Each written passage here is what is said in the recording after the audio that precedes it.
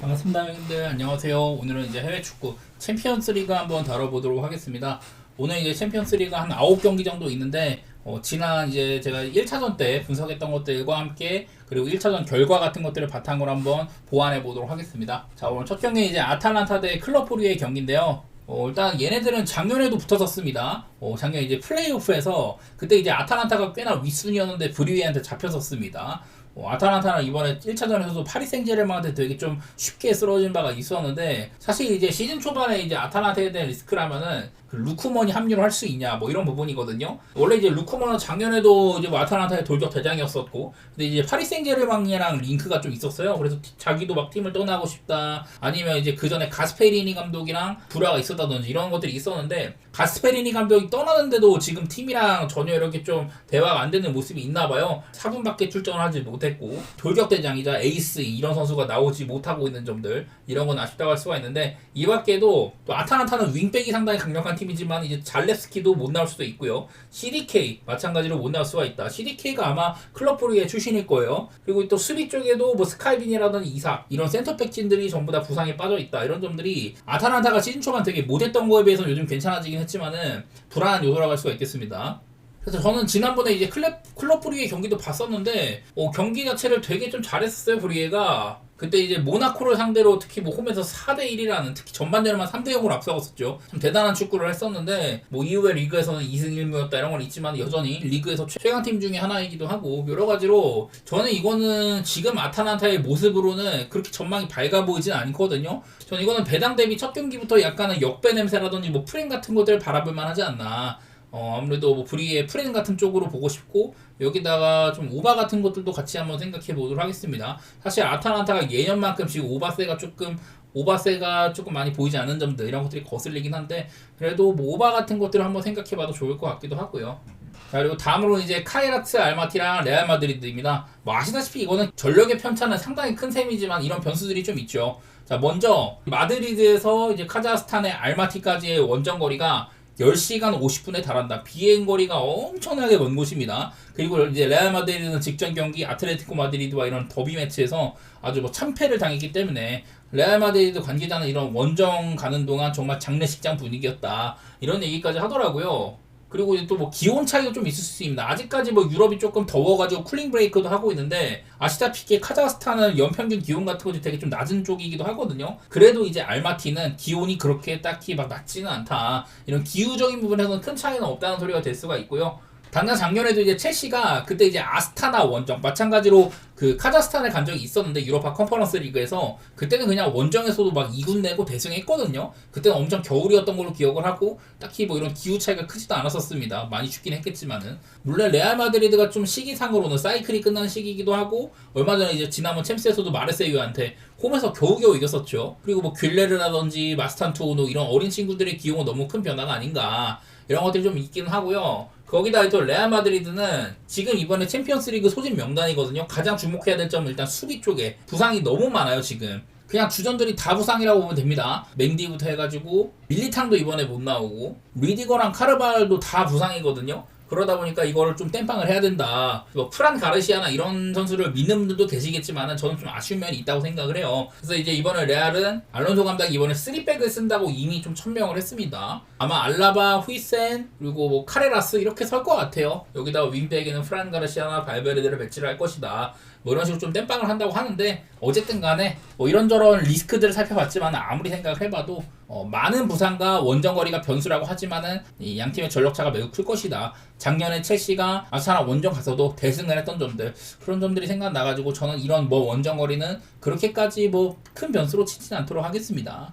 아직까지 이제 뭐 벨링엄이 이제 복귀한 지 얼마 안 됐다거나 발바르데의 폼이 좀 안 좋아 보이는 거, 이런 것들이 변수긴 하지만은, 그래도 무난하게 레알을 바라봐도 크게 뭐 상관은 없을 것 같아요. 일찌감치 70득점만 나와준다면은. 자, 그 다음 경기도 여기도 이제 또 홈발이 좀 상당한 경기이기도 합니다. 먼저 이제 그 보데랑 토트넘인데, 보데는 지난번에 이제 까다롭다는 프라하 원정 가서도 대단한 추격을 보여주기도 했었습니다. 원래부터 보데 하면은 이 홈발이 상당히 큰 팀인데, 보데에 대한 거는 뭐 이런 것들이 있어요. 지금 화면에 나오는 게 이제 보데 유럽 대항전 성적이고, 대부분 이렇게 2020년대 이후로만 좀 보겠습니다. 여기 이제 제 마우스 포인터가 있는 이쪽이 이 파란색으로 많이 있는 게 여기가 홈이고 오른쪽이 원정이거든요. 홈이랑 원정 편차가 상당히 크다. 홈에서는 이렇게 물론 뭐 예선이라든지 이런 것들이 많이 있긴 했지만은 상당히 좀 승리가 많은 것들이 보이기는 합니다. 최근까지도.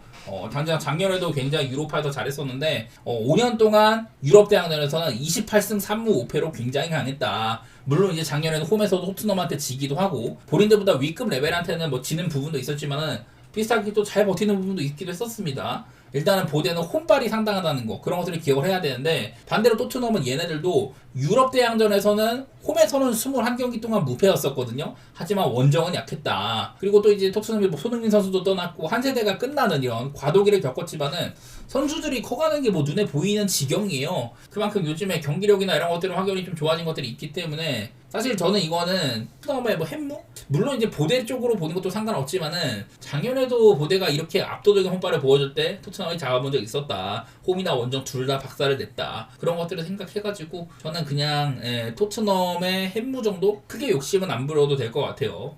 그리고 다음은 이제 아틀레티코 마드리드랑 프랑크푸르트 경기입니다. 뭐 아틀레티코 마드리드 좀 이제 올 시즌 오락가락 했지만은 지난번에 이제 안필드에서도 리버풀 상대로 2골이나 추격하는 그런 저력을 보셨었고요. 물론 이제 요렌테에 살짝 좀 뽀록샷이 있었지만은 어쨌든 챔스 DNA는 확실히 있다. 여기다가 얘네들도 홈발이 상당한 팀이잖아요. 아틀레티코도 화면에 보이는 것처럼 아틀레티코 역시 홈발 유럽 대항전에서의 홈발이 그냥 상당한 부분들이 보입니다. 안 좋은 시기도 있었지만은 그냥 전체적으로 봤을 때 홈발이 상당히 훌륭한 팀이에요. 이제 프랑크푸르트가 상대인데 자 프랑크푸르트는 이런 것들을 볼게요. 얘네들이 영입이 조금 시원치 않은데 대신에 방출은 엄청 심했거든요. 당장 이제 올 시즌에만 이제 에키티케를 리버풀로 보냈고 그리고 또 이제 마르무시도 지난 시즌 막바지 때 맨시티로 보냈었습니다. 그 전에도 뭐 윌리엄 파초를 파리 생제르맹으로 판 거라든지 콜로무아니도 파리 생제르맹으로 팔았었죠. 이만큼 지난 몇 년 동안 물론 이제 유럽 대항전도 가고 분데스리가에서도 좀 높은 위치에 가셨지만은 매번 이렇게 선수들을 많이 팔고 있다. 뭐 얼마 전에는 리그에서 막 6대 4경기인가 막 이런 것도 했던데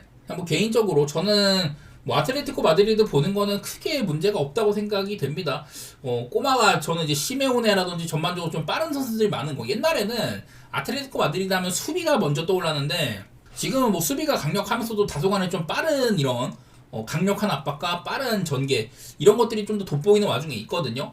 저는 프랑크푸르트의 팀 색깔 생각하면은 오바 같은 것도 볼만하다 싶고 꼬마도 역시 좋게 보도록 하겠습니다. 자 그리고 다음은 인터밀란 대 슬라비아 프라하인데요. 인테르는 지난번 아약스 원정 가가지고 튀랑의 골이 2골이나 나왔는데 전부 다 코너킥에서 터진 헤딩골이었었거든요. 다소간에 좀 뽀록성도 있던 셈이다. 사실 근데 그 전에 억울하게 못 얻어낸 페널티킥도 있었었고 사실 좀 무난하게 잡을 만한 게임이긴 했었어요. 그날도 이제 아약스가 뭐 결정적인 찬스도 한번 있었지만은 잘 막아주기도 했었고, 우리 반대로 이제 슬라비아 프라하는 얘네들도 멤버상으로는 뭐 프로보드라든지 홀레시, 치티, 체코의 대표팀급 선수가 몇 명 있지만은 지난번에 또 이제 보드한테 홈에서까지 뭐 추격당하는 모습을 보여주기도 했었습니다. 여기다가 뭐 페널티킥도 하나 놓치기도 했었는데 보드가 그것까지 먹혔으면 아예 뭐 지는 거였다. 뭐 이런 게임인지라서 그냥 인터밀란이 무난하게 이길 만한 경기로 생각이 됩니다. 뭐 종종 이제 인터밀란이 좀 삑하는 경우도 있고 득점이 약간 모자란 그런 경기 내용들이 가끔 나옵니다만은 그냥 슬라비아 프라하 정도 생각했을 때는 홈에서 그냥 무난한 1만 정도는 봐도 상관없는 경기처럼 보이긴 하네요. 여기다가 인터밀란은 작년에도 그랬었고 챔피언스 리그에서는 참 실점을 안 하는 팀이다. 이런 것들 생각하면은 저는 뭐 언더 같은 것들도 같이 좀 생각 좀 해보도록 할게요. 자 그리고 다음 마르세유 대 아약스입니다. 사실 저도 얘네들에서 막 잘 알지는 못하는데 근데 이제 마르세유의 멤버상으로는 뭐 오바메양이나 호이비에르, 조프리 콘도그비아 좀 너무 늙지 않았나 뭐 이런 생각들이 들긴 하는데요. 지난번에도 뭐 레알 마드리드 상대로 꽤나 선방하는 모습이 있었습니다. 이제 얼마 전에는 파리 생제르맹한테 원래 이제 르클라지크에서 마르세유가 맨날 개발했었는데 그때 이제 파리 생제르맹이 좀 이제 발롱도르 때문에 혹은 이제 부상자들이 많아가지고 멤버가 되게 빈약했습니다만은 어쨌든 파리한테도 맨날 지다가 이걸 한번 끊어내기도 했었거든요. 시즌 초반에 마르세유의 기세가 나쁘지는 않다. 그리고 이제 아약스는 방금 말씀드린 것처럼 인터밀란한테도 그냥 롱볼로 얻은 역습 찬스 하나 말고 이렇다는 찬스가 별로 없었어요. 스쿼드 규모로나 뭐 지난 시즌의 성적이나 뭐 투자값이나 이런 것들 상으로는 저는 홈팀이 우세한 경기라고 생각이 됩니다. 물론 이제 뭐 막 크게 맛은 없지만 저는 마르세유를 좀 좋게 보고 그냥 뭐 햄무 같은 것들을 그냥 고베당 우선시하고 싶어요. 저도 잘 모르기 때문에 얘네들은. 그 다음으로 이제 파포스 대 바이른 뮌헨인데요. 파포스는 이번에 그 올림피아코스 상대로 한 명이 퇴장당하고도 버텨내는 저력을 보여주기도 했었습니다. 근데 이게 아무리 그래도 홈이라고 할지라도 이런 좀 키플러스 원정이라는 이런 것들도 있긴 하겠지만은 조별리그의 마왕 바이에른 뮌헨한테 비벼오긴 좀 어려울 거라고 생각이 됩니다. 뮌헨은 지금 올 시즌 초반에도 나쁘지가 않고요. 첼시한테 첼시 수비가 좀 어설픈 것도 있었지만은 되게 좀 위협적인 샷도 많았었습니다. 여기다가 이제 케인이 지금 바이에른 뮌헨에서 100번째 골을 성공시켰는데 이거를 104경기 만에 완성을 시켰다고 하거든요. 이거는 종전에 뭐 호날두의 기록을 깨는 거라든지 그만큼 뮌헨이 제대로 된 해결사가 있는 셈이다. 이런 것까지 해서 저는 그냥 뮌헨을 좀 좋게 보는 매치예요. 무난하게 대승하지 않겠냐. 마냥 그런 식으로 바라보고 있습니다. 자, 다음으로는 첼시 대 벤피카인데요. 첼시는 뮌헨 원정이긴 했지만은 현격한 차이가 좀 있었다. 큰 무대에서의 뭐 경험치 차이라든지 그런 것들이 조금 못 믿어온 것 같아요. 첼시가 점점 그래도 이제 기나긴 과도기를 끝내고 좀 더 이제 제 궤도에 가는 모습이긴 하지만 아직은 좀 폼상으로 좋지는 않아 보입니다. 뭐 메뉴한테 졌다든지 이후에 뭐 리그컵 같은 것들은 잘 이겼지만은 되게 좀 어려운 승리였었고 브라이튼한테까지 지고 이러면서 첼시의 초반 행보가 좋지 않은 편이죠. 엔조 마르스카에 대한 이런 신임도도 많이 좀 떨어지고 있다 이런 얘기도 있어가지고 일단은 첼시가 아주 뭐 좋아 보이진 않은데요. 오늘 상대하는 벤피카는 더 안 좋습니다. 지난번에 이제 카라바흐전에서 아주 뭐 충격패를 당했었죠. 이게 심지어 그 어렵다는 약간 바쿠 원정, 카라바흐 원정도 아니고 벤피카의 홈이었는데 이거를 2대0에서 역전패를 당했다. 그 과정에서는 되게 좀 수비가 많이 개판이었었고요. 코너킥에서 좀 먹힌다든지 뭐 이런 것들이 있었는데 그래가지고 결국에는 벤피카가 감독을 자르고 무리뉴를 선임을 했습니다. 사실 벤피카가 이제 좀 막상 라인업을 맞대고 보니까 야 벤피카 라인업 이걸로 될까? 막 이 정도 생각까지 들더라고요. 그만큼 이 뭔가 명성에 비해서는 아쉬워 보였다. 그런 것들이 좀 있는데 뭐 무리뉴 감독 오고 나서도 2승 1무로 그냥 이길 상대 이기고 크게 이기지도 못하고 뭐 이런 모습만 있다고 하더라고요. 저는 그냥 이 경기는 사실 좀 피하고 싶기는 합니다. 이게 첼시도 불안불안한데 벤피카도 안 좋다고 합니다만은 뭔가 지금 첼시를 막 딱 믿고 갈 수 있겠나? 뭐 이런 생각들이 들어가지고 전 이 경기는 좀 피하고 싶은 매치인 것 같네요. 자, 다음으로는 갈라타사라이 대 리버풀입니다. 강력한 우승 후보 다웠던 리버풀이었었어요. 이제 아틀레티코 마드리드가 분전하긴 했지만은 찬스도 훨씬 더 많았고 합당한 결과를 맞은 셈이다. 이렇게 정리할 수 있는데 어쨌든 리버풀이 지금 시즌 초반에 아주 격차가 크지 않은 경기들이 되게 많고 좀 쉽게 이기는 모습이 많이 없었던 점들 그런 것들이 보이긴 합니다. 여기다가 또 지옥의 터키 원정이다 이런 것까지 있는데 자 오늘 상대하는 갈라타사라이도 사실 명성에 비해서는 지금 그렇게까지 막 좋지만은 않아요. 자 일단 얘네들의 라인업 같은 것들을 한번 보면은 여기 이제 차리크 우구르찬이라는 골키퍼가 있는데 이 친구가 29살이거든요. 근데 이번에 되게 좀 큰 돈을 주고 영입을 했더라고. 터키 국가대표팀에서도 막 밀리고 이런 친구인데 어쨌든 큰 돈을 주고 샀었다고 합니다. 이외에 뭐 수비적에서도 아이한이라든지 다민손 산체스, 윌프레드 싱고 이런 애들이 있는데 윌프레드 싱고 이번에 모나코에서 사왔거든요. 제가 토리노에서도 봤었고 굉장히 좀 좋게 보고 있는 선수지만 이외의 선수들이 다소간에 좀 아쉬운 면모가 있는 것 같긴 하다. 바르닥치나 뭐 있고 하긴 합니다만은 전반적으로 유럽 챔피언스 리그급의 팀이라고는 사실 수비진은 조금 아쉬운 면이 있어요. 그리고 이제 중원도 보면은 귄도간이라든지 마리오 르미나, 토레이라 전부 다 이제 유럽 중심부에서 많이 좀 떨어진 친구들이죠. 그러니까 스쿼드 상으로 약간의 아쉬움이 있다는 거. 그리고 뭐 이카르디가 지금 또 5골이나 기록을 하고 있고 잘하고 있고 뭐 그런 거 맞아요. 그리고 롤란드 살라이 장신 공격수 있고 르로이 사네 뭐 이런 선수들이 있는데 근데 결정적으로 지난 시즌에 굉장히 많은 돈을 주고 사온 원래 오시멘이 파리 생제르맹 갈 뻔하다 나폴리가 안 보내줘가지고 갈라타사라이로 임대 갔는데 갈라타사라이한테 7,500만 유로에 팔았었습니다. 근데 이 오시멘이 못 나온다는 거.